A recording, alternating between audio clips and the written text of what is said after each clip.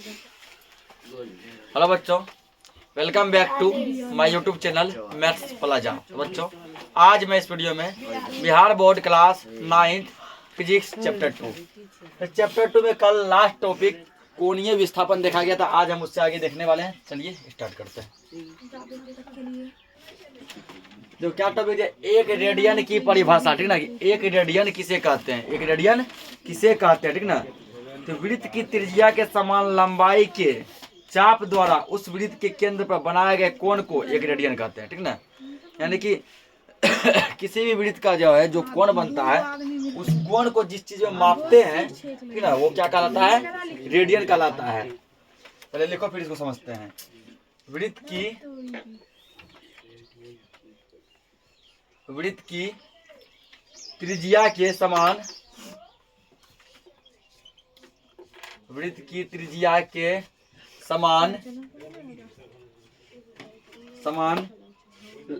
लंबाई के, वृत्त की त्रिज्या के समान लंबाई के चाप द्वारा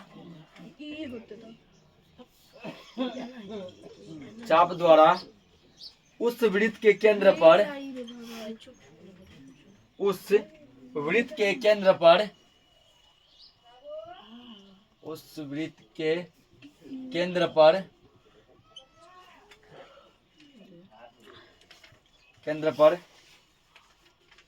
बनाए गए कोण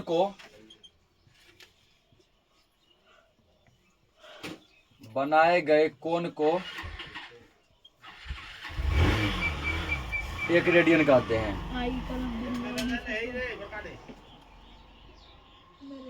एक रेडियन कहते हैं।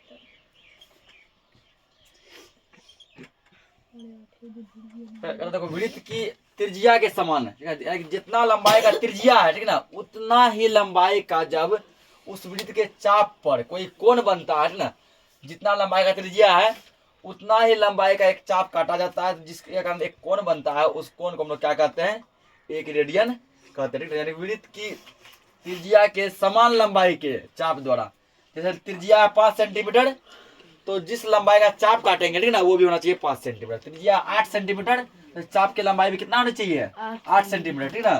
तो इस प्रकार जो कोण बनेगा वो कोण क्या कहलाता है, एक रेडियन कहलाता है। कोण क्या कहलाता है, एक रेडियन कहलाता है। यहाँ पे हो जाएगा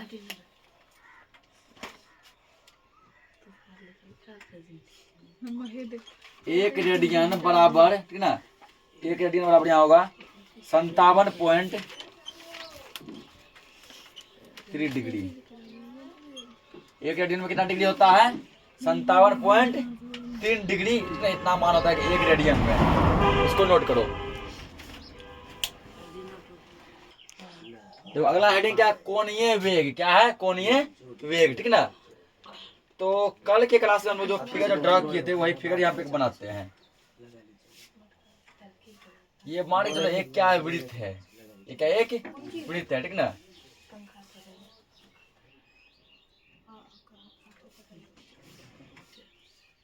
उसके बाद जो है तुम्हारा अच्छा से गोल बना लेना। ये वाला एक वृत्त है। ये क्या, वृत्त का केंद्र है। ये वृत्त का केंद्र है, ठीक ना। उसके बाद यहाँ से यहाँ हो गया वृत्त की त्रिज्या। केंद्र मान लो ओ, ये हो गया ए, त्रिज्या ये आर हो गया, ठीक। एक त्रिज्या मान लो यहाँ फिर ले लिया, यहाँ से एक और त्रिज्या हो गया बी, ये भी क्या हो गया, आर। इन दोनों त्रिज्या के बीच जो कोण बना वो कितना बना, थीटा बना, ठीक ना। यहाँ पर जो कल जो लिए थे वो चाप की लंबाई एल लिए थे, ठीक ना। क्या लिए थे, चाप की लंबाई एल लिए थे। हम मानते हैं कि यहाँ से यहाँ तक जाने में जिसको समय लगा, ठीक ना, यहाँ से यहाँ तक जाने में समय लगा, वो लगा होगा टी। कितना समय लगा होगा, टी लगा होगा, ठीक ना। तो कल जो यहाँ दिए सब कुछ सेम है। कल यहाँ पे दिया हम लोग चाप की लंबाई एल, मतलब ये लिखे थे। ये तो ओ ए क्या हो गया, आर त्रिज्या हो गया, ओ बी भी क्या हो गया, त्रिज्या हो गया ना। तो ओ ए त्रिज्या और ओ बी त्रिज्या के बीच जो कोण बना, उस कोण का क्या नाम था, थीटा था। कोण क्या था, थीटा, जो कि यही थीटा कोणीय विस्थापन कहलाता है। ये थीटा क्या कहलाता है, कोणीय विस्थापन। यहाँ देखो आर क्या है, त्रिज्या है, और थीटा क्या है, कोणीय विस्थापन है, ठीक ना। और ए से बी का जो लंबाई है वो है चाप की लंबाई यानी एल। ए से बी का यहाँ से यहाँ तक का जो लंबाई है वो क्या है, चाप की लंबाई l, ठीक है ना। तो वो चाप की लंबाई l, लेकिन ए से बी तक जो जाने में जो समय लगेगा, जो टाइम लगेगा, कोई चीज यदि ए से बी तक जाएगा तो जो समय लगेगा वो समय मान लीजिए t।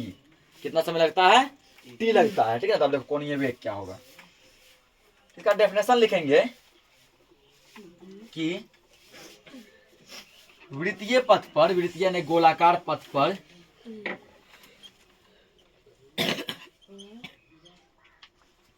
वृत्तीय पथ पर किसी वस्तु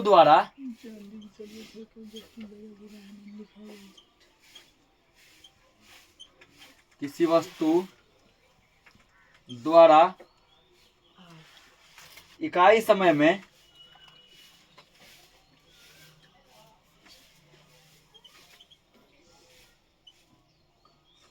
इकाई सेकंड का कहने का मतलब 1 सेकंड, ठीक है ना। इकाई सेकंड मतलब 1 सेकंड, 30 सेकंड मान लो, 30 सेकंड समय लगता है।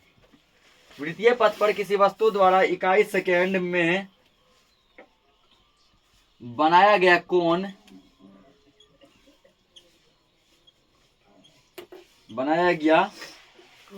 कोण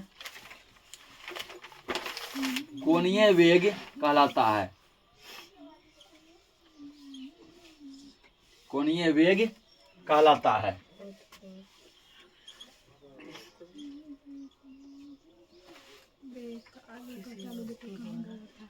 तो क्या कह रहा है, वृत्तीय पथ पर किसी वस्तु द्वारा इकाई सेकंड में बनाया गया कोण क्या कहलाता है, कोणीय वेग कहलाता है।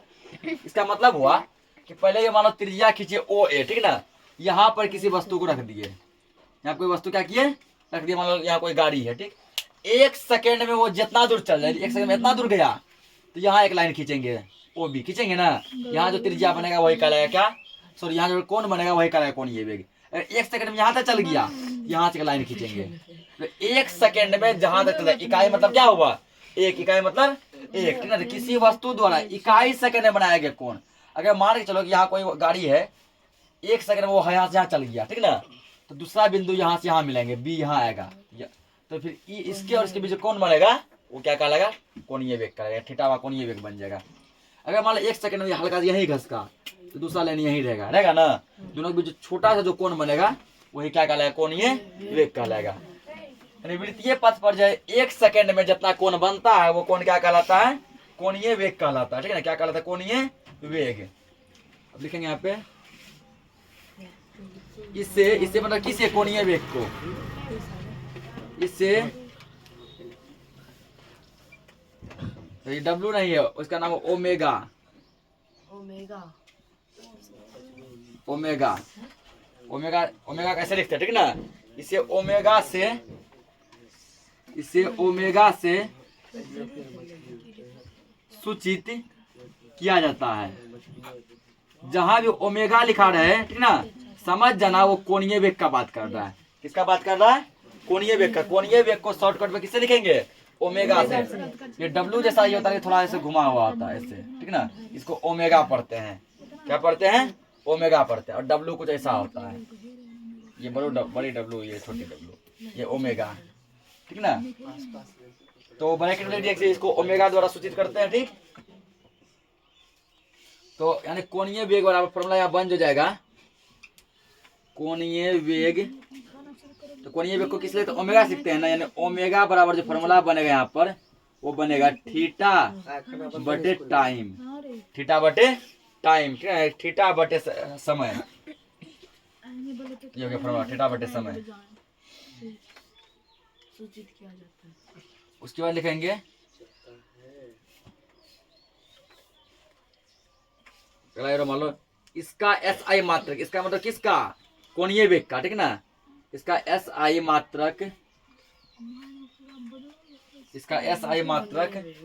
रेडियन प्रति सेकेंड।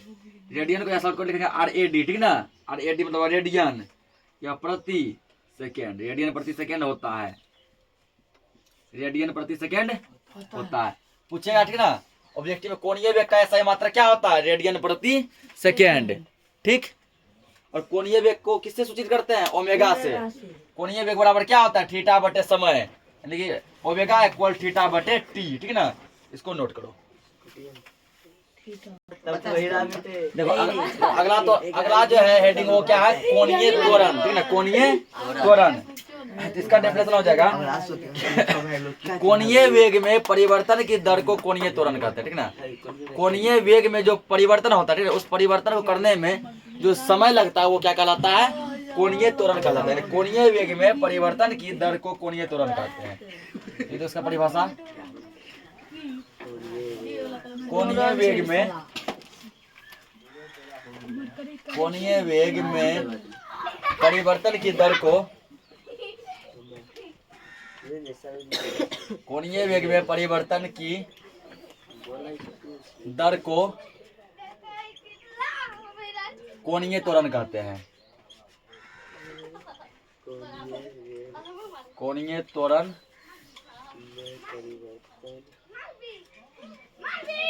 कहते हैं, ठीक ना। कोणीय वेग में परिवर्तन की दर को क्या कहते हैं? कोणीय त्वरण कहते हैं। अब पूछे सर इसको किससे सूचित करते हैं, ठीक ना।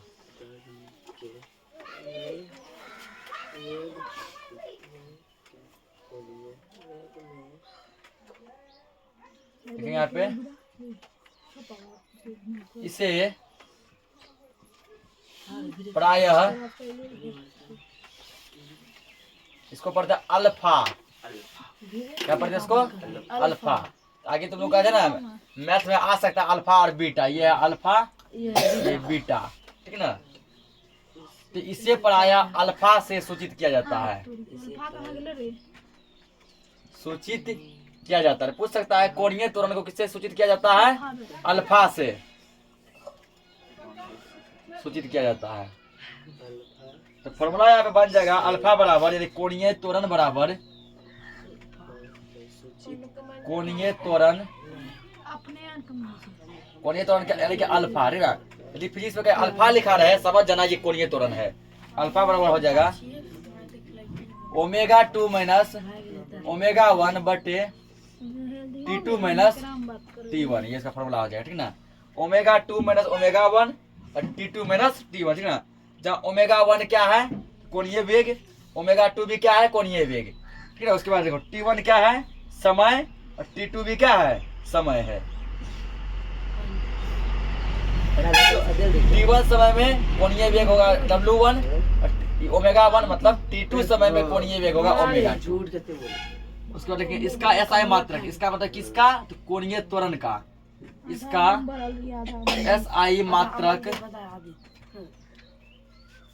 इसका SI मात्रक रेडियन प्रति सेकंड स्क्वायर, रेडियन प्रति सेकंड स्क्वायर होता है। या कहीं कहीं ऐसा भी हो सकता है रेडियन या बटे में इसको ले जाएगा ऊपर माइनस सेकंड इनवर्स 2, ठीक है ना। तो इसको नोट किया जाए।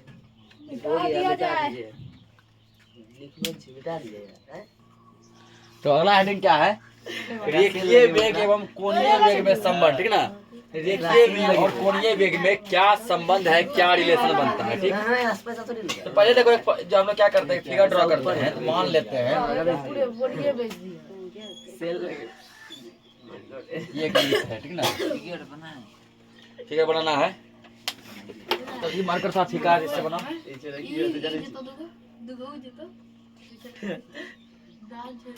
ये मान लो एक वृत्त है, ठीक ना।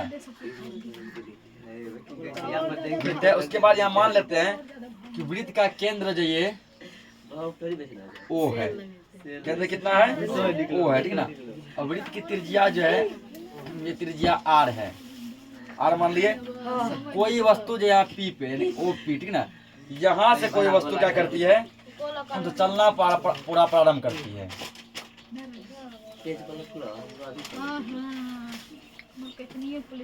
ना यहाँ से कोई वस्तु क्या करती? चलना प्रारंभ करती है, ठीक है ना।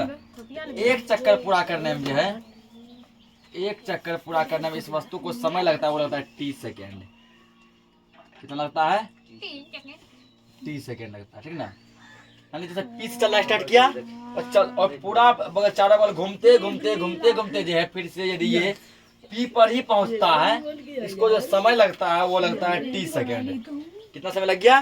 टी। हो सकता है टी का मान तुमको देगा, ठीक ना, टी का मान देगा 20 सेकंड 50 सेकंड ऐसे कुछ देगा, 30 सेकंड का समय इसमें लगता है। तो कह रहा है बताइए कि रेखीय वेग और कोणीय वेग में क्या संबंध है, ठीक ना, रेखीय वेग और कोणीय वेग में क्या संबंध है। यहाँ जो ड्रॉ किया इसको मान लेते हैं। माना कि कोई वस्तु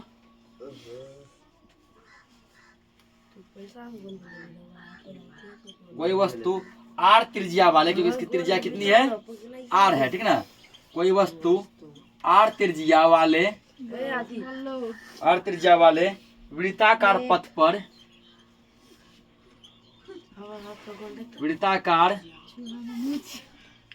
पर हल्ला मत कीजिए, किसी बिंदु वृत्ताकार पथ पर किसी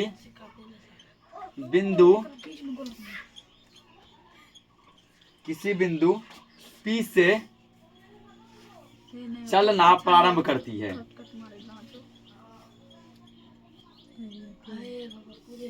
चलना प्रारंभ करती है।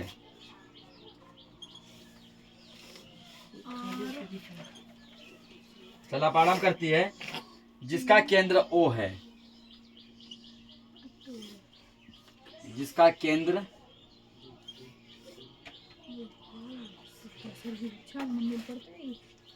O है, ठीक है। देखो मान लिया यहाँ पे कोई एक वस्तु है जो आर त्रिज्या वाले वृत्त पर, इसकी त्रिज्या कितनी है? आर है ना। आर त्रिज्या वाले इस वृत्ताकार पथ पर किसी बिंदु P से चलना स्टार्ट करती है, यानी पूरा घूमती है, ठीक ना। और इस वृत्त का जो त्रिज्या है वो कितना? आर है। और केंद्र कितना है? O है। केंद्र में रहता है बीच का पॉइंट, केंद्र O है, ठीक ना। और मानते हैं कि वह वस्तु 30 सेकंड में एक चक्कर पूरा करती है। साथ ही माना कि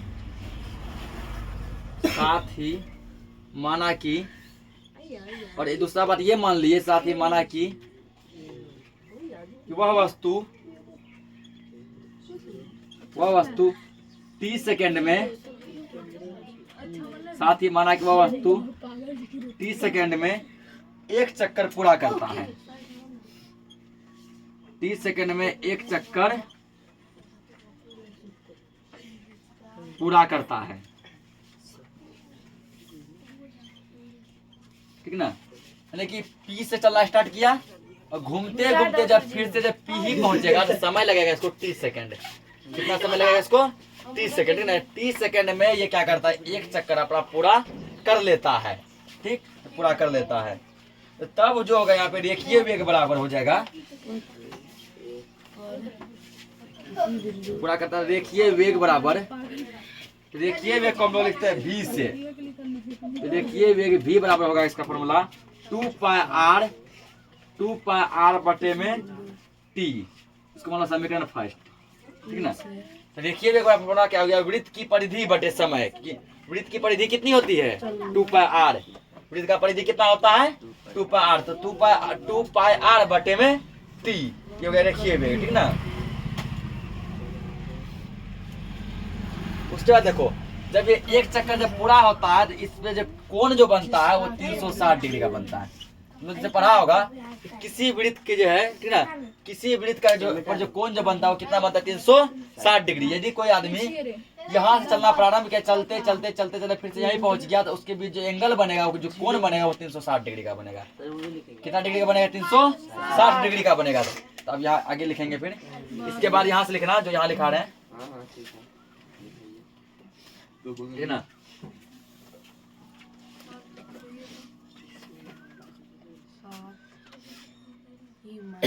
जब एक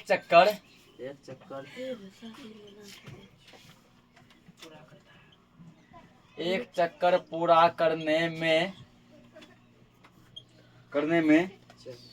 वस्तु द्वारा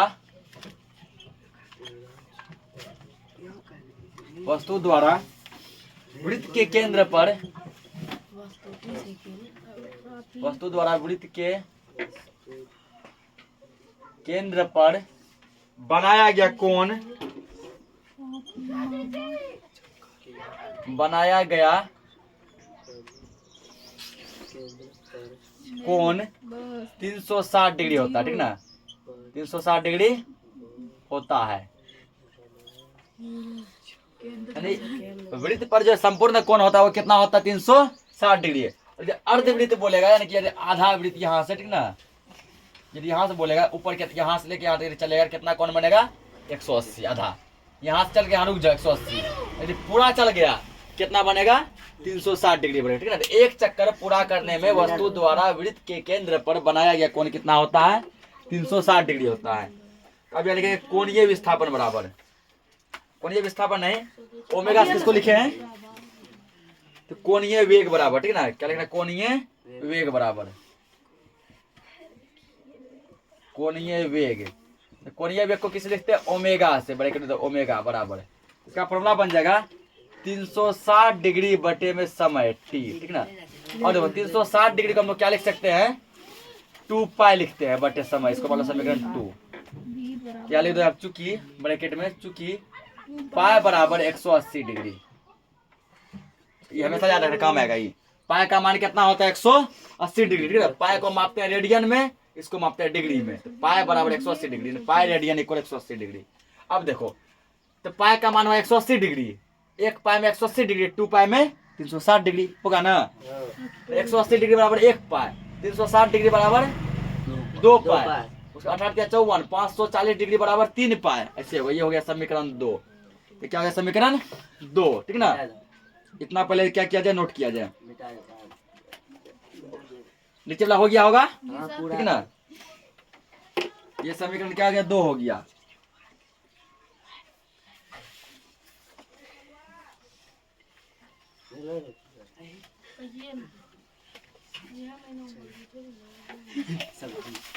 आगे से करना, ठीक है, समीकरण 1 और 2 को क्या करना, भाग करने पर,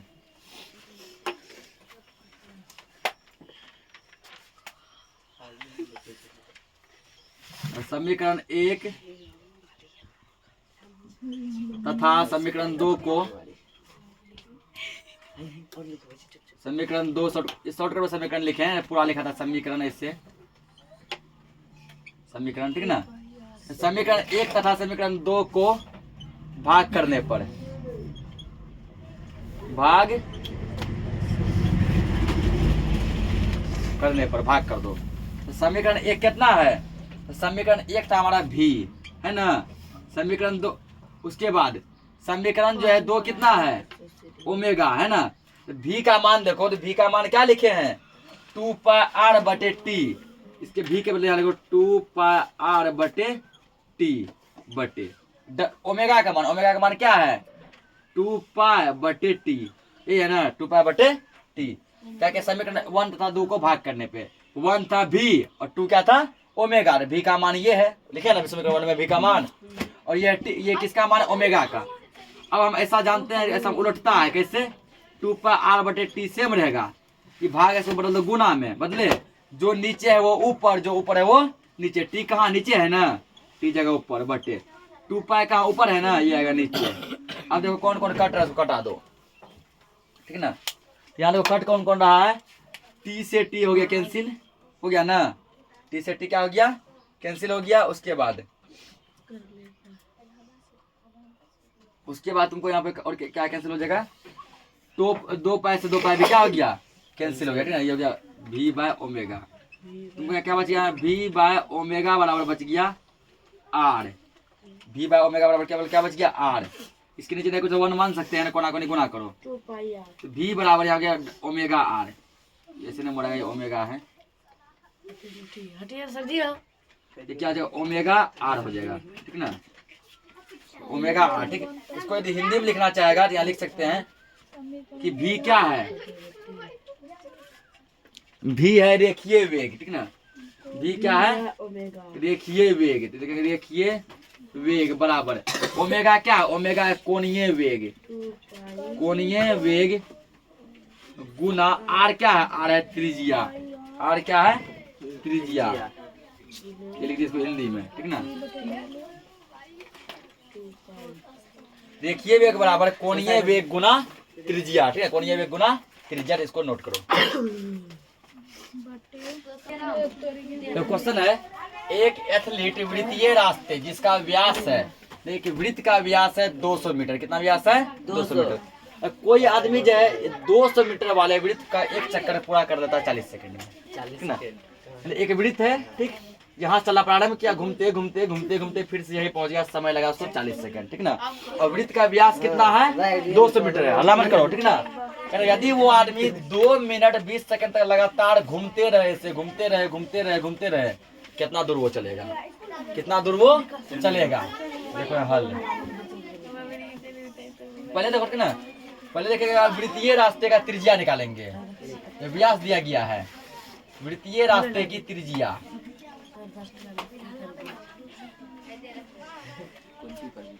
वृत्तीय रास्ते की त्रिज्या,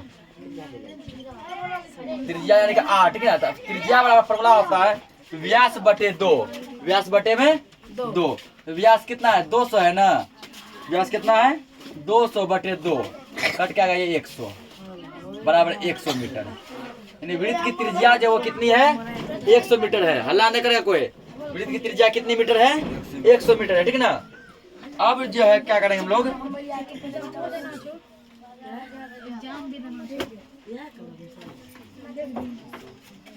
एक चक्कर में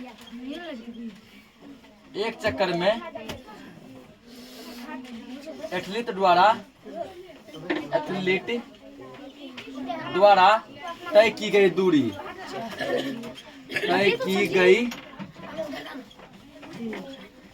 दूरी बराबर। अब देखो आदमी जो एक चक्कर लगाया है, यहाँ से घूमना स्टार्ट किया, घूमते घूमते फिर यहीं पहुंचा ना।